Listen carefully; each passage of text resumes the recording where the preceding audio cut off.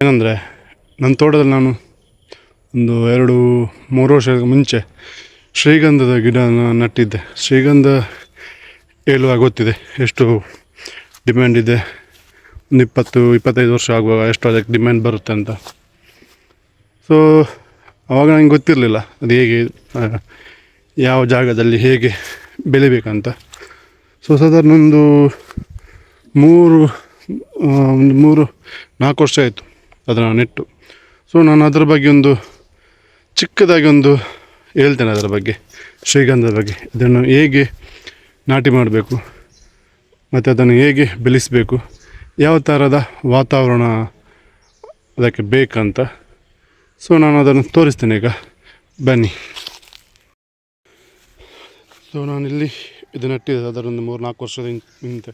ಒಂದು 4-5 ನಟ್ಟಿದ್ದೆ. ಬಟ್ ಅದು ಯಾವುದು ಇದಾಗಲಿಲ್ಲ, ಅಂದರೆ ಕೆಲವು ದನ ತಿಂದು ಇದಾಗಿತ್ತು. ಬಟ್ 4 ವರ್ಷದಲ್ಲಿ ಬೆಳೆದು ಇಷ್ಟೇ. ಅಂದರೆ ನನಗೆ ಗೊತ್ತಿಲ್ಲ ಅದು ಎಂಥ ವಿಷಯ ಅಂತ. ಸೊ ಮತ್ತು ಇತ್ತೀಚಿನದೆಲ್ಲ ಗೊತ್ತಾಯ್ತು ಅದನ್ನು ಹೇಗೆ ಬೆಳೆಸಬೇಕು, ಅದರ ವಿಶೇಷತೆ ಪ್ರಾಮುಖ್ಯತೆ ಏನಂತ ಬೆಳೆಸುವಾಗ.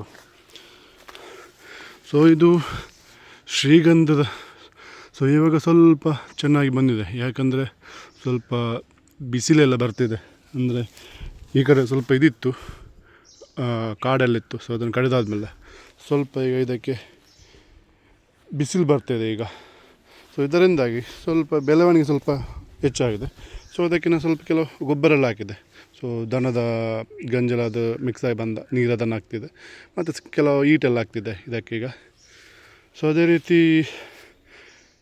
ಮೈನಾಗಿ ಹೇಳ್ಬೇಕಂದ್ರೆ ಶ್ರೀಗಂಧ ಒಂದು ಪರಾವಲಂಬಿ ಗಿಡ ಇದು. ಅಂದರೆ ಇದು ತಾನಾಗಿ ಉತ್ಪತ್ತಿ, ಅಂದರೆ ಫುಡ್ಡನ್ನು ಈಗ ಒಂದು ಯಾವುದಾದ್ರು ಗಿಡಕ್ಕೆ ಬೇಕಾದರೆ ಒಂದು ಆಹಾರ ಬೇಕು.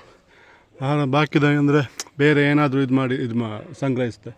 ಬಟ್ ಇದನ್ನು ಏನಂದರೆ ಪರಾವಲಂಬಿ ಗಿಡ ಇದು ಶ್ರೀಗಂಧ. ಅಂದರೆ ಇದು 100% ಇದು ಅದರ ಫುಡ್ಡನ್ನು ಅದು ತಯಾರು ಮಾಡ್ಕೊಳ್ಳಲ್ಲ. ಅಂದರೆ ಬೇರೆ ಗಿಡಗಳಿಂದ ಸ್ವಲ್ಪ ಫುಡ್ಡನ್ನು ತಯಾರು ಮಾಡ್ಕೊಳ್ತೆ. ಅಂದರೆ ಇದಕ್ಕೆ ಪರಾವಲಂಬಿ ಅಂದರೆ ಸಾಧಾರಣ ಬೇರೆ ಗಿಡ ಆಗಲ್ಲ. ಒಂದು ಅಗಸೆ ಗಿಡ, ಇಲ್ಲ ಗಾಲಿ ಮರ ಅಂತ ಕೆಲವುದಿದೆ, ಹೆಬ್ಬೇವು ಮರ. ಸೊ ಅಂಥ ಮರಗಳನ್ನು ಇದಕ್ಕೆ ಸೊ ಪಕ್ಕದಲ್ಲಿ ನೆಡಬೇಕು, ಅಂದರೆ ಒಂದು ಡಿಸ್ಟೆನ್ಸಲ್ಲಿ. ಸೊ ಅದರಿಂದ ಇದು ಫುಡ್ಡನ್ನು ಇದು ಸಂಗ್ರಹಿಸೋದು. ಅಂದರೆ ಈಗ 100% ಫುಡ್ ಇದ್ದರೆ ಒಂದು ಸಾಧಾರಣ 50% ಇದಾಗುತ್ತೆ, ಇನ್ನು 50% ಫುಡ್ಡು ಬೇರೆ ಗಿಡಗಳಿಂದ ಇದು ಸಂಗ್ರಹಿಸುತ್ತೆ. ಸೊ ನಾನು ಸಾಧಾರಣ ಬೆಳೆದಿಗೆ 3-4 ಇಷ್ಟೊತ್ತಿಗೆ ಸಾಧಾರಣ ಒಂದು ದೊಡ್ಡ ಗಿಡ ಆಗಬೇಕಿತ್ತು ಈ ಗಿಡ. ಅದೇ ನಾನು ಇದನ್ನು ನೋಡಿ ಇಲ್ಲೊಂದು ಫ್ರೂಟ್ಸ್ ಗಿಡ ಹಾಕಿದ್ದೇನೆ.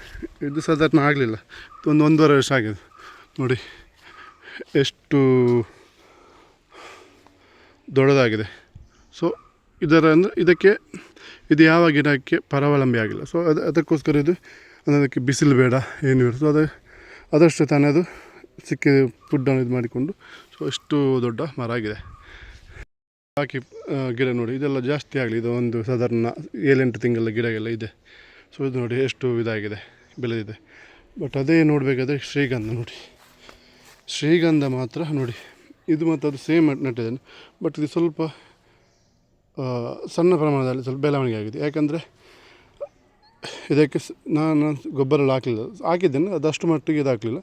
ಬಟ್ ಇದಕ್ಕೆ 100% ಇದಕ್ಕೆ ನಾವು ಗೊಬ್ಬರ ಎಲ್ಲ ನಾವು ಕೊಡಬೇಕು. ಮೈನಾಗಿ ಏನಂದರೆ ಶ್ರೀಗಂಧ ನಡಬೇಕಾದ್ರೆ ಮೈನಾಗಿ ಬಿಸಿಲು ಬೇಕು, ಚೆನ್ನಾಗಿ ಬಿಸಿಲು ಬೀಳಬೇಕು. ಸೊ ಬಿಸಿಲು ಎಷ್ಟು ಬೀಳುತ್ತವೋ ಅಷ್ಟು ಈ ಶ್ರೀಗಂಧ ಗಿಡ ಅಷ್ಟು ಚೆನ್ನಾಗಿ ಬೆಳೆಯುತ್ತೆ. ಸೊ ಇದರ ಕಾಂಡ ನೋಡ್ಬೋದು, ಕಾಂಡ ಕೂಡ ತುಂಬಾ ಇದಾಗುತ್ತೆ. ಬಟ್ ಇದೀಗ ಜಸ್ಟ್ ಬೆಳೆಯುವುದಷ್ಟೇ. ಈಗ ಸ್ವಲ್ಪ ಮಟ್ಟಿಗೆ ನನ್ನ ಹಿಂದೆ ಕಡೆಯಿಂದ ಬಿಸಿಲು ಬರ್ತಿದೆ. ಸೊ ಇದರಿಂದ ಈಗ ಸ್ವಲ್ಪ ಸಿಗುರಿದೆ, ಈಗ ಸ್ವಲ್ಪ ಇದಾಗಿದೆ. ಸೊ ಇದಕ್ಕೆ ಮೈನಾಗಿ ನಾವು ನಾಟಿ ಮಾಡಬೇಕಾದ ಸಮಯದಲ್ಲಿ, ನಿಮ್ಮ ಶ್ರೀಗಂಧ ನಾಟಿ ಮಾಡುವ ಸಮಯದಲ್ಲಿ ಮೈನಾಗಿ ನೋಡ್ಕೊಳ್ಬೇಕಾದ ವಿಷಯ ಏನಂದರೆ, ಮೈನಾಗಿ ಇದಕ್ಕೆ ಬಿಸಿಲು ಇಂಪಾರ್ಟೆಂಟ್. ಮತ್ತು ಇದಕ್ಕೆ ನಾವು ಗೊಬ್ಬರ ಕೂಡ ಅಷ್ಟೇ ನಾವು ಕೊಡ್ತಾ ಇರಬೇಕು. ಗೊಬ್ಬರ ಆಗಲಿ, ನಮ್ಮ ಗೌರ್ಮೆಂಟ್ ಈಟಾಗಲಿ, ಸೊ ಅದೇ ರೀತಿ ನಾವು ಎಲ್ಲ ರೀತಿಯಿಂದ ಕೊಡಬೇಕು. ಸೊ ಅದೇ ರೀತಿ ನಾವು ಸ್ವಲ್ಪ ಇದಾಗಬೇಕಂದ್ರೆ ಶ್ರೀಗಂಧ ನಡುವಾಗ ಅದರ ಪಕ್ಕದಲ್ಲಿ ಗಾಲಿ ಮರ ಬರುತ್ತೆ. ಸೊ ಅದೇನು ಅಷ್ಟು ಇದಾಗಲ್ಲ, ಗಾಲಿ ಮರವನ್ನು ಇದರ ಪಕ್ಕದಲ್ಲಿ ನಡ್ತಾ ಹೋಗಬೇಕು.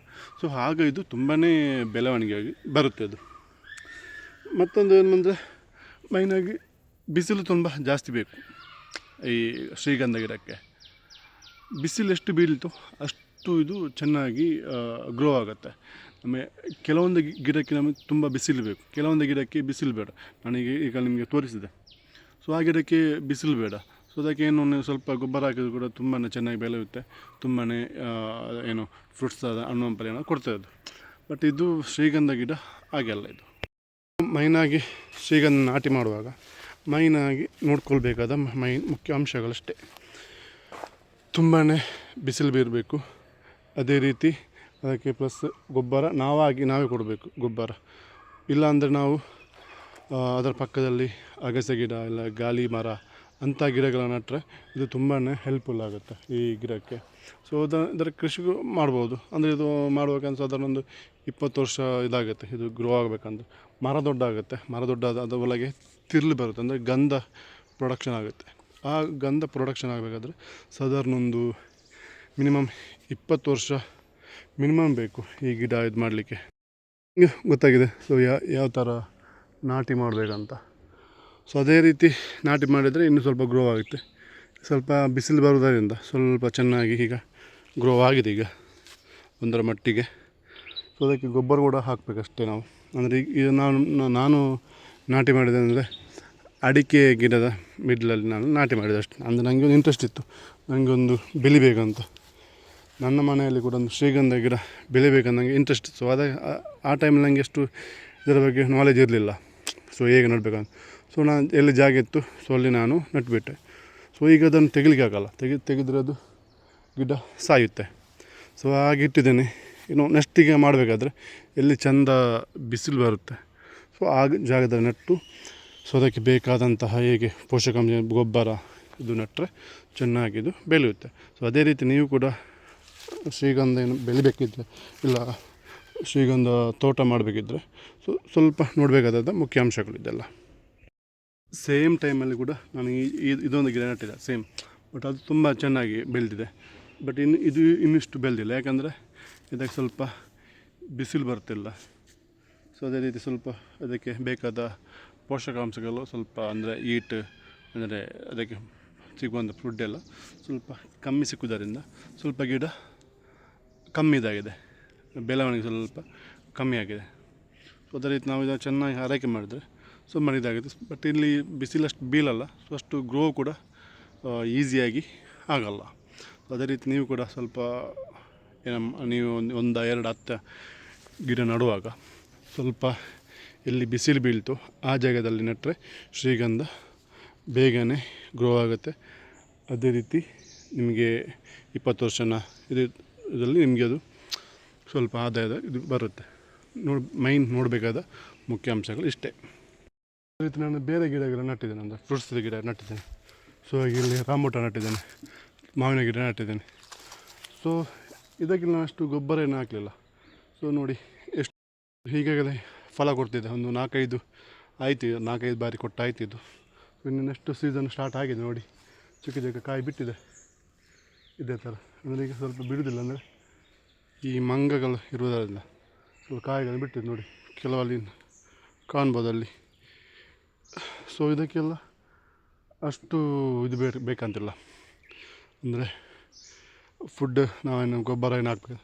ಸೊ ಶ್ರೀಗಂಧಕ್ಕೆ ಮೈನಾಗಿ ಕೊಟ್ಟರೆ ಸೊ ಇದೇ ಥರ ಬೆಳೆಯುತ್ತೆ. ಸೊ ಇದನ್ನು ಗಮನಿಸಿ.